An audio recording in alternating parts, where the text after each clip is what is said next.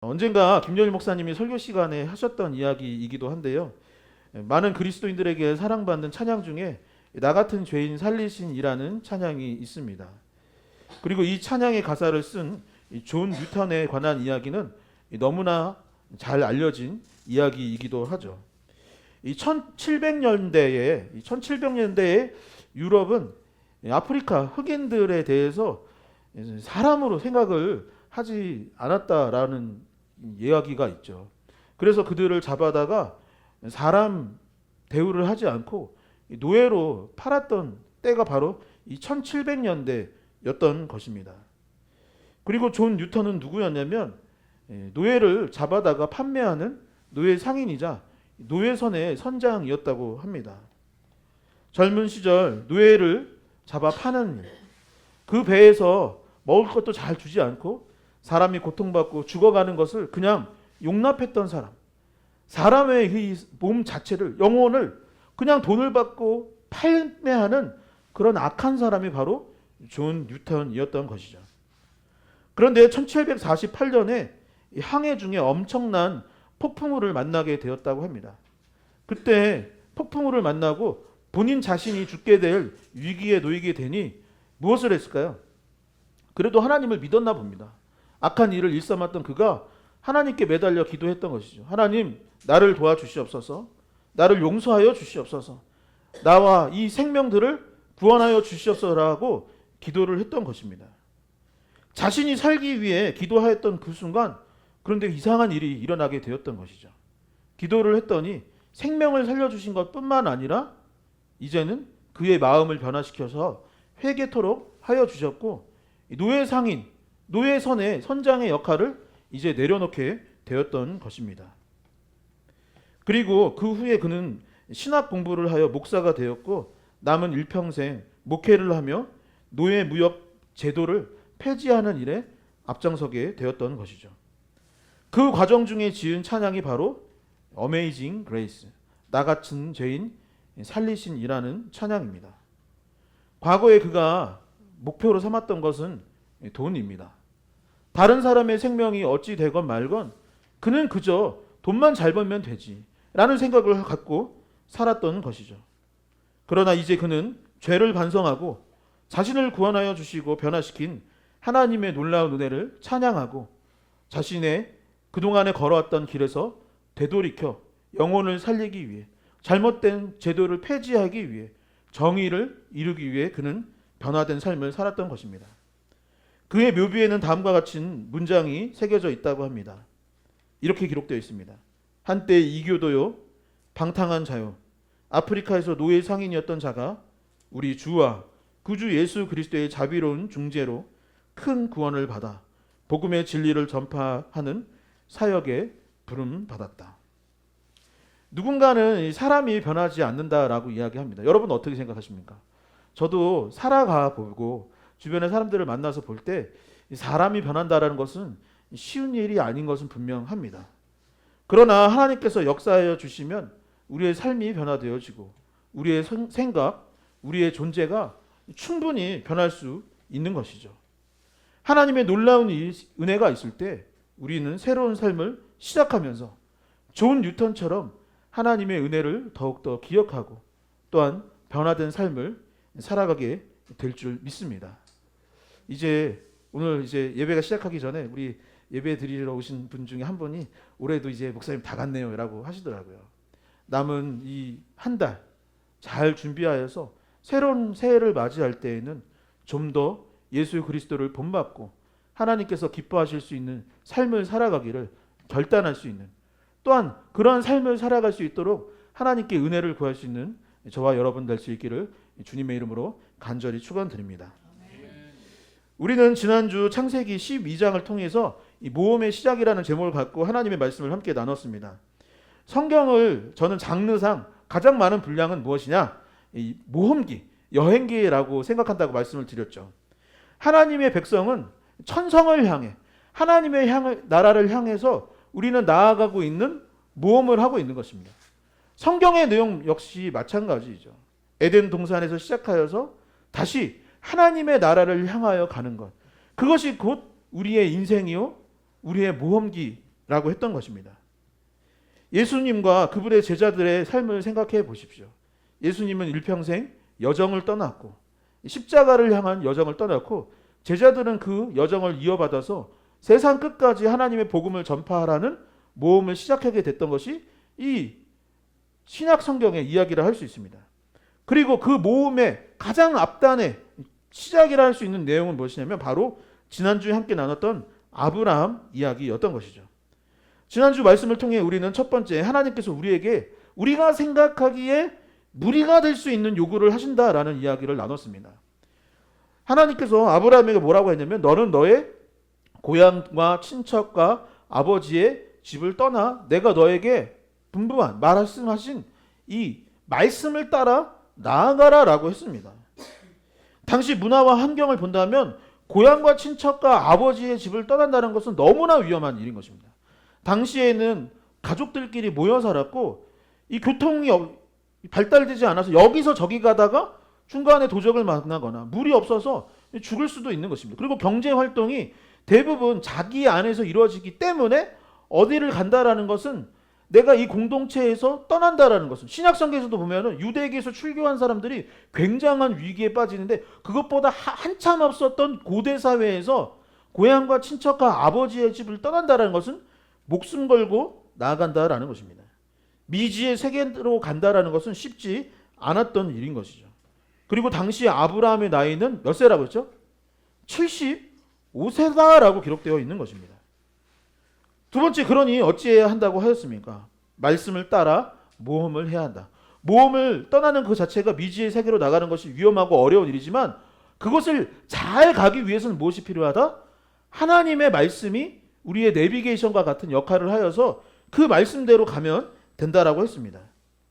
이 내비게이션이 처음 개발되었을 때 제 기억이 나요. 뭐 아이 뭐 땡땡, 무슨 땡땡 뭐 이런 제품들이 있었는데 반응이 계속 느린 거예요. 우회전하고 나서 우회전하세요. 이럴 때가 있는 것입니다. 그 화면을 보고 잘 가고 있는데 제가 바다 위로 가는 때도 있는 때가 있었어요. 그러나 지금은 그렇지 않죠. 지금은 그 내비게이션 없는 차가 별로 없습니다. 제 차에는 내비게이션이 없는데 대부분의 차들이 내비게이션이 있고 그 내비게이션 보고 따라가면은 안전하게 빠르게 갈 수 있는 것입니다. 하나님의 말씀이 이와 같습니다. 서로 사랑하라고 하면은 서로 사랑하면 돼요. 아, 우리 가정이 왜 이렇게 힘들까 했을 때 말씀을 봤는데 이해하고 용서하라고 하면 쉬운 일은 아닙니다. 쉬운 일은 아니에요. 그러나 그것을 행하면 되는 것입니다. 악한 길에서 벗어나라고 세상의 길을 따르지 마라. 그 기준에 그 가치를 따르지 말라고 하시는 그 말씀에 순종하기만 하면 됩니다.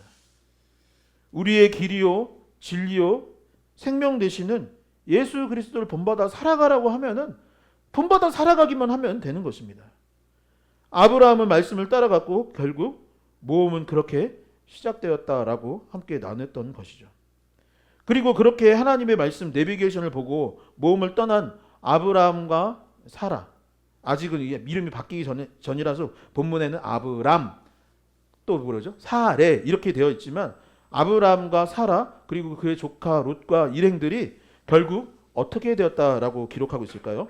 6에서 8절의 말씀을 함께 한 목소리로 읽어보도록 하겠습니다. 함께 읽겠습니다. 아브라함이 그 땅을 지나 세겜 땅 모레 상수리 나무에 이르니 그때에 가나안 사람이 그 땅에 거주하였더라. 여호와께서 아브라함에게 나타나 이르시되 내가 이 땅을 내 자손에게 주리라 하시니라. 자기에게 나타나신 여호와께 그가 그곳에서 제단을 쌓고 거기서 베델 동쪽 산에 옮겨 장막을 치니 서쪽은 베델이요 동쪽은 아이라. 그가 그곳에서 여호와의 이름을 부르더니. 아멘. 그 유명한 가나안 땅이 창세기에서 벌써 등장을 하는 것입니다. 가나안의 베델과 아이 사이라는 베델이라는 지역과 아이가 있는데 이 사이에 아브라함 일행이 도착했고 거기서 무엇을 했다라고 되어 있을까요? 무엇을 쌓았다? 제단을 쌓았다라는 거예요. 그리고 하나님의 이름을 불렀더라라고 되어 있습니다. 오늘날로 치면 무엇일까요? 예배를 드린 것입니다. 여기까지 온 것에 대해서 하나님께 감사를 드리고 하나님께 영광을 올려드리고 그분께 기도하고 찬양을 했던 것이죠. 우리가 한 주를 보내고 다음 한 주를 시작하는 이 주일에 예배 드리는 이유가 바로 이와 같습니다. 성도 여러분, 방금 함께 읽었던 이 말씀을 잘 기억할 수 있었으면 좋겠습니다. 예배는 드려도 되고 안 드려도 되는 것이 아니라 반드시 드려야 하는 것입니다. 그래야 하여서 하나님께서 우리에게 힘을 공급해 주시고 또한 다음 스텝을 갈 수 있는 길을 안내해 주시고 또한 우리는 하나님과 교제하면서 충만함을 경험하고 은혜를 경험할 수 있게 되는 것이죠. 최선을 다하여 예배하는 리얼러브 교회 성도님들이 되시기를 축원드립니다. 그런데 문제는 바로 이 다음부터인 거예요. 하나님을 믿었어요. 그리고 모험을 시작했어요. 그리고 말씀 내비를 따라서 모험을 시작을 했어요. 그리고 첫 번째 도착한 베델과 아이 사이에서 무엇을 했다? 제단을 쌓고 예배를 드린 것까지는 너무 잘했던 것이에요. 그런데 이제부터가 문제인 것입니다. 여러분, 지난주에 예배 잘 드리고 가서 한 주간 살 때 무조건 좋았나요? 잘 기억해 보세요. 무조건 좋은 일만 있나요? 다 잘 되기만 하나요? 여러분 한번 생각해 보십시오. 예배를 드린 후에 아브라함에게 이제 무슨 일이 일어났을까요? 그가 믿음을 갖고 모험을 떠난 후에 어떠한 일이 있었을까요? 계속해서 그는 말씀에 순종했겠습니까? 아브라함의 별명이 믿음의 조상인데 계속해서 믿음을 갖고 그 믿음을 발휘하면서 사용하면서 살아갈 수 있었을까요? 어떤 일들이 일어났을까요? 첫 번째, 오늘 본문은 그동안의 모습과는 달리 아브라함이 잘못된 길로 가고 잘못된 선택을 하게 되었다라고 본문은 기록하고 있습니다. 우리가 삶을 살아가는 가운데 어떻습니까? 우리도 역시 잘못된 길로 갈 때가 있습니다. 우리도 살아가는 가운데 잘못된 선택을 할 때가 있어요. 제가 교회에서 계속 있어요. 요즘에 계속 있습니다. 또 신방하고 잠깐 뭐 물건 사러 가고 그럴 때 아니면 계속 교회에 있고 말씀 보고 기도하고 여기 막 이제 계속 있습니다. 그래서 성도님들도 오면 또 잠깐 얘기도 하고 하지만 계속 있어요. 제가 잘못된 길로 갈까요? 안 갈까요? 제가 항상 옳은 판단을 할까요? 못 할까요? 대답은 못하고 계시는데 항상 그때 다들 이제 끄덕이죠. 저 역시 잘못된 길로 가고 잘못된 선택을 하는 것처럼 믿음의 조상이었던 아브라함도 그러고 우리 역시 마찬가지다. 아브라함도 믿음의 조상이라 불렸지만 그가 대단해서 믿음의 조상이 아니라 그 역시 연약한 존재였다라고 기록하고 있는 것이죠. 10절의 말씀을 제가 읽겠습니다. 그 땅에 기근이 들었으므로 아브라함이 애굽에 거류하려고 그리로 내려갔으니 이는 그 땅에 기근이 심하였음이라. 아멘. 여러분 이거 한번 같이 읽어볼까요? 너무 충격적이지 않나요? 같이 한번 읽어보도록 하겠습니다. 함께 읽겠습니다. 그 땅에 기근이 들었으므로 아브라함이 애굽에 거류하려고 그리로 내려갔으니 이는 그 땅에 기근이 심하였음이라. 아멘. 아브라함이 말씀에 순종하여서 아까 말했어요. 내비게이션이잖아요. 그러니까 옳은 길로 가는 게 맞는 것 같아요. 그래서 옳은 길로 가서 지금 가나안 땅에 도착하였고 베델과 아이 사이에 이제 정착하여서 거기서 제단도 쌓고 예배도 드렸다고 했어요. 그런데 지금부터가 문제인 거예요. 뭐냐면 거기에 무슨 일이 발생했다고 되어 있습니까? 하나님께서 가라고 해서 갔는데 그 땅에 기근이 들었다라는 거예요. 하나님께서 여기 가라고 해서 갔는데 여기에 문제가 발생했다라는 것입니다. 하나님께서 가라고 해서 간 지역입니다. 떠나라고 해서 여기 우리 집도 있고 우리 아버지도 있고 어머니도 있고 친척들 다 여기 있는데 여기 떠나라고 해서 여기 떠난 거예요. 그래서 도착한 곳이 바로 여기였었습니다. 그런데 거기에 무엇이 있다? 기근이 들었다라는 것입니다. 하나님께서 인도하신 땅에 갔어도 거기에 문제가 발생하고 만 것입니다. 우리는 생각하기를 하나님이 가라고 했고 하나님이 떠나라고 해서 떠났고 갔으면 우리가 생각하기를 이런 생각이에요. 거기는 분명 젖과 꿀이 흐르는 땅일 거야. 거기에 가게 되면 만사 형통할 거야. 거기에는 풍성한 은혜가 가득할 거야 라는 시나리오를 우리는 생각을 하는 것 아니겠습니까? 그런데 우리가 순종의 자리로 나아간다 할지라도 삶의 자리에는 고난과 어려움이 있을 수 있다 없다? 있다라는 것입니다. 교회 다니는 분들이 무엇인가 시작할 때에는 하나님께서 나를 인도하여 주셔서 이거 시작했습니다라고 이야기를 합니다. 그래서 이 사람을 만났고 그래서 여기에 도착을 했고 이 일을 시작했다라고 우리는 말을 합니다. 그런데 그 안에서 어려운 일을 만나게 되면은 어떻습니까? 우리는 쉽게 아브라함과 같은 선택을 할 때가 있는 것이죠. 여러분, 이런 순간, 기근과 같은 순간이 일어날 때, 무언가를 새로 시작했는데 어려움을 만났을 때, 우리가 뜻한 대로 일이 이루어지지 않았을 때 우리는 무엇을 해야 할까요? 함께 고백해 볼까요? 말씀과 기도. 다시 한번 주먹을 꽉 쥐고 말씀과 기도. 말씀과 기도. 기근을 만났을 때 무엇을 해야 돼요? 말씀과 기도를 해야 되는 거예요. 그런데 이게 문제인 거예요. 아브라함이 말씀과 기도에 힘썼느냐? 아브라함이 지금 기근을 만났으니까 고향과 친척을 아버지의 집을 떠날 때처럼 말씀과 기도에 힘쓰며 이 기근을 어떻게 돌파할지 하나님께 물어보고 말씀 내비게이션 보고 기도하여서 간구하고 의무를 찾고 뭔가 새로운 것을 그 안에서 하나님께서 음성을 듣고 뭔가를 해야 될 텐데 우리는 너무 쉽게 조급해하는 것처럼 아브라함도 너무 쉽게 조급해했던 것입니다. 그래서 결국엔 무엇으로 했느냐? 하나님께서 말씀도 하시지 않으셨는데 애굽으로 갔다라고 본문은 말하고 있는 것이죠. 여기가 아닌가 봐. 여기가 좋은 땅인 줄 알았는데 아닌가 봐. 다른 길, 다른 방법이 있지 않을까? 기도는 좀 나중에 해야지. 왜냐면 지금 당장 어려우니까. 라고 하면서 하나님께서 말씀하실 줄 아는 일을 저질렀던 것이죠. 그렇게 애굽에 갔더니 고생길이 열리게 된 것입니다. 성경을 보면 그의 아내 사라가 아리따운 여인이었다라고 되어 있습니다. 애굽 사람들이 그녀를 보고서는 관심을 보이기 시작했던 거예요. 그래서 아브라함이 자기 목숨을 건지고자 했던 일이 무엇인가? 너무나 비겁한 일을 한 거예요. 이거 어떻게 이럴 수가 있지? 너무 비겁한 남자예요. 졸부 중에 이런 졸부가 없는 거. 아브라함이 혹시 듣고 야 너도 그 상황 넣어봐. 할지도 모르겠지만 내 목숨을 건지고자. 근데 이런 위기가 있으면 우리는 항상 정답이 있잖아요. 이럴 때 또 말씀 보고 기도하면서 하나님 도와주세요. 어떻게 해야 될까요? 몰래 도망갈까요? 어떻게 해야 될 텐데 아브라함이 생각하는 건 너무나도 어이가 없는 거예요. 사람들한테 거짓말을 하기 시작한 것입니다. 제 아내가 아닌데요, 사실은. 아내가 너무 예쁘다. 제 아내 아닌데요.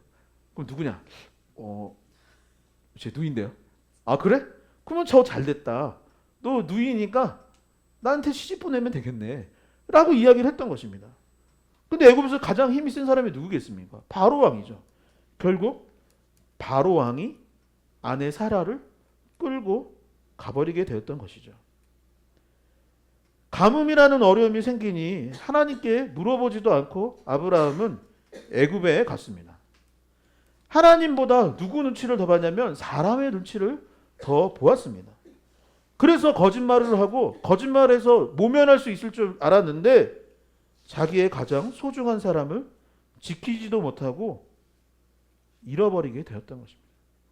바로 이 사람이 우리가 흔히 믿음의 조상이라고 말하는 아브라함의 실체였던 것이죠. 그런데 이 이야기가 남의 이야기처럼 들리지 않는 이유는 무엇일까요?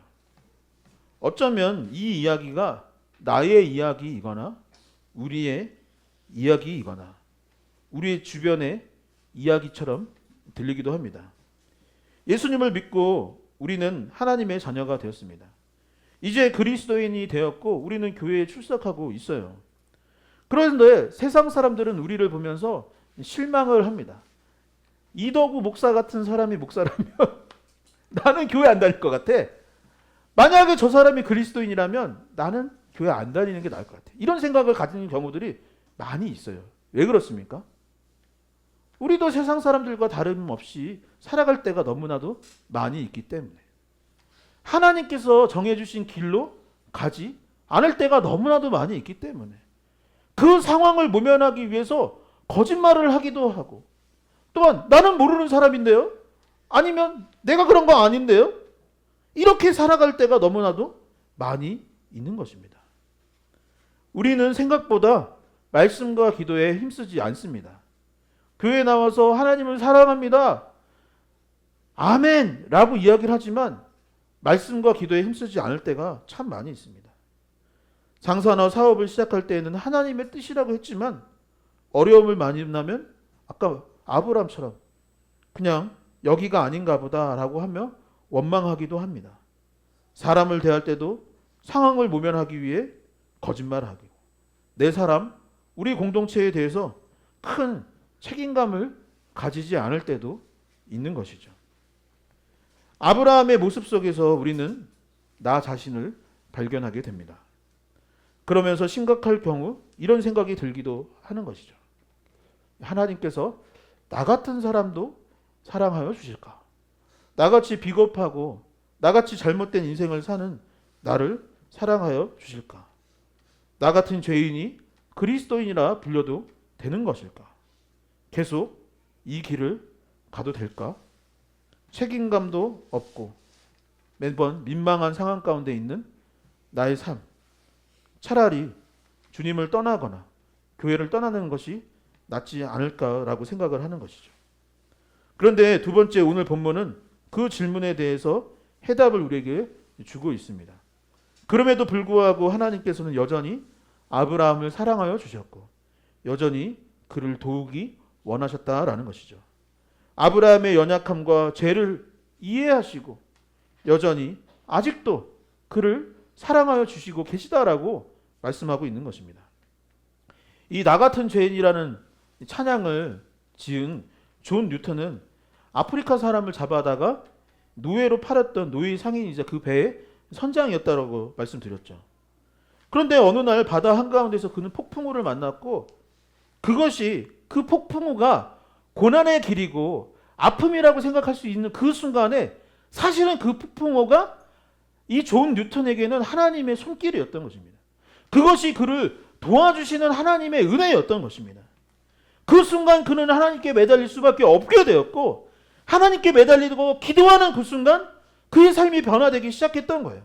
그동안 잘못된 길로 갔으니 야 이놈아 너가 사람들의 생명을 그렇게 했으니 너는 벌을 받아 마땅한 놈이다 하면서 내치시고 바다에 그냥 던져버리신 것이 아니라 너가 이제라도 변화되어서 네가 그동안 죄인으로서 그 일들을 했었는데 그 일을 바꾸는 사람, 변화시키는 사람이 되도록 하나님께서 은혜를 주시고 그에게 새로운 사명과 길을 열어주셨던 것이죠.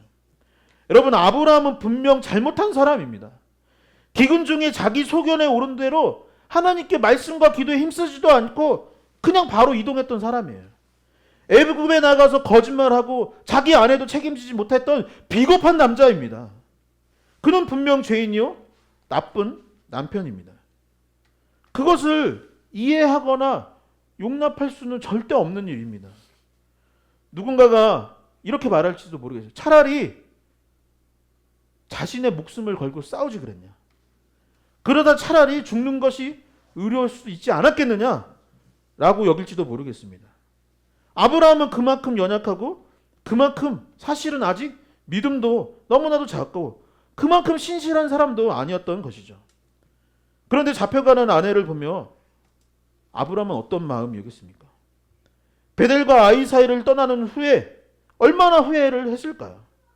자신의 잘못된 결정들이 쌓여서 내 가족도 지키지 못했다라는 이 죄책감에 아브라함은 어쩌면 울고 있었을지도 모릅니다. 창세기 12장 17절에서 20절의 말씀을 함께 읽어보도록 하겠습니다. 함께 읽겠습니다. 여호와께서 아브라함의 아내 사레의 일로 바로와 그 집에 큰 재앙을 내리신지라. 바로가 아브라함을 불러서 이르되 내가 어찌하여 나에게 이렇게 행하였느냐? 내가 어찌하여 그를 내 아내라고 내게 말하지 아니하였느냐? 내가 어찌 그를 누이라 하여 내가 그를 데려다가 함께 읽겠습니다. 아내를 삼게 하였느냐? 내 아내가 여기 이제 데려가라 하고 바로가 사람들에게 그의 일을 명하매 그들이 그와 함께 그의 아내와 그의 모든 소유를 보내었더라. 아멘. 방금 본문을 보면은 하나님께서 이 일에 이제 개입하여 주셨던 것입니다. 우리는 보통 종교 생활을 하거나 이렇게 할 때 대부분의 모든 종교가 이 이야기를 하죠. 뭐냐면 뭐 길에서 만난 분도 그러는 거예요. 당신이 이렇게 살았기 때문에 오늘 이렇다는 거예요. 도인들이 항상 하는 얘기죠. 당신의 조상이 이렇게 살았기 때문에 오늘의 내가 영향이 이렇게 있다라는 거예요. 근데 그것이 하나님의 입장에서는 틀린 말인 것입니다. 하나님께서는 전적으로 우리를 사랑하여 주시고 원인과 결과가 나을 때도 있지만 본질상 그 이전에 그 깊은 곳에 우리가 생각해야 될 것은 무엇이냐면 우리가 삶을 잘 살았느냐 못 살았느냐 그 이전에 그분이 우리의 아버지이시고 우리를 너무나 사랑하여 주신다라는 것입니다. 아브라함의 인생만을 봤을 때는 그 인생을 차라리 벌하여 주시고 그를 공격하시는 게 하나님의 뜻이 맞을 것 같습니다. 그런데 하나님께서는 어떻게 하셨느냐? 그를 불쌍히 여겨주신 거예요. 우리의 연약함을 그분이 너무나도 잘 알고 계시기 때문에 그를 불쌍히 여겨주셨던 것입니다. 그래서 사라를 잡아갔던 왕을 도리어 벌하셨고 아브라함의 일생에 다시 모험이 시작될 수 있도록 그 길을 인도해 주셨다라고 이야기하고 있는 것이죠.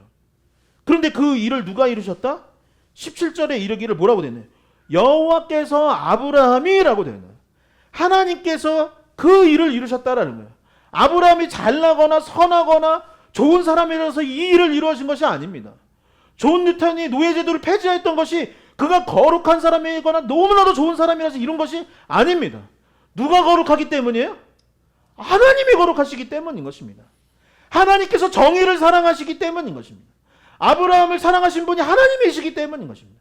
사라의 그 생명을 사랑하셨던 분이 바로 하나님이시기 때문에 그 길을 막으셨던 것입니다. 아브라함은 의로운 사람도 아니요 멋진 모험가도 아니요 죄인이요 겁쟁이입니다. 우리처럼 연약한 존재로 살아갔던 것이 바로 아브라함인 것입니다. 그런데 하나님께서 그런 아브라함과 우리의 연약함을 아시고 그럼에도 불구하고 우리를 사랑하고 우리를 도와주시기를 기뻐하시는 분이 하나님이라는 것을 오늘 본문을 통해 우리는 깨닫게 되는 것이죠. 여러분들을 누가 사랑하여 주신다고요? 안 사랑하시는 것 같아요. 못 인정을 못해요. 여러분들을 누가 사랑하신다고요? 하나님이 사랑하고. 나는 지금 누구한테 사랑받고 있다고요? 하나님께 우리는 사랑받고 있는 것입니다. 내가 의로워서가 아니라, 내가 정의로워서가 아니라, 내가 대단한 사람이서가 아니라, 내가 목사이거나 장로이거나 권사이거나 집사여서가 아니라, 내가 오랫동안 교회에 출석했기 때문이거나, 내가 헌금을 많이 냈기 때문이 아니라 그냥 우리 존재 자체로 우리의 연약함을 인정하시는 그분이 우리를 사랑하여 주고 계시다라는 것입니다. 말씀을 정리하도록 하겠습니다. 오늘은 대림절 첫 번째 주일입니다. 이 4주간의 대림절은 아기 예수님의 탄생을 준비하는 기간입니다.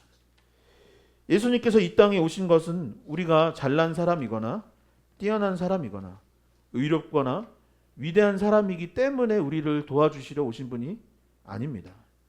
마태복음 8장 17절의 말씀을 함께 봉독하도록 하겠습니다. 함께 읽겠습니다. 이는 선지자 이사야를 통하여 하신 말씀에 우리의 연약한 것을 친히 담당하시고 병을 짊어지셨도다 함을 이루려 하심이더라. 아멘. 예수님은 우리의 연약함을 아십니다. 그리고 우리의 연약함을 친히 담당하시기 위해서 이 땅에 오셨습니다. 그러니 자신의 연약함에 너무 사로잡혀 있지 마시기 바랍니다. 그리고 다른 사람의 연약함 역시 너무 지적하거나 원망하지 않아야 하겠습니다. 우리 중 누구도 자격이 있어서 하나님의 자녀가 되었거나 하나님의 일들을 감당하며 살아가는 사람은 단 한 사람도 없습니다. 하나님께서 우리를 여전히 사랑하여 주시고 도와주시기를 원하시기 때문에, 그렇기 때문에 지금 우리가 여기 있는 줄 믿습니다. 그러니 어찌하여 하겠습니까? 그 놀라운 은혜, 놀라운 사랑에 감사할 수 있는 대림절 기간이 될 수 있기를 소망합니다. 그리고 그 은혜에 감사드리고 그 은혜, 그 크신 사랑에 감사하는 마음으로 내가 비록 온전한 삶을 다 살아내지는 못하지만 조금이라도 주님의 사랑을 본받기를 결단하기를 소망합니다. 그리하여서 주님의 몸된 교회, 각 사람들이 될 수 있기를 결단할 수 있는 이 시간이 되기를, 그러한 리얼러브 교회가 되기를 주님의 이름으로 간절히 축원드립니다.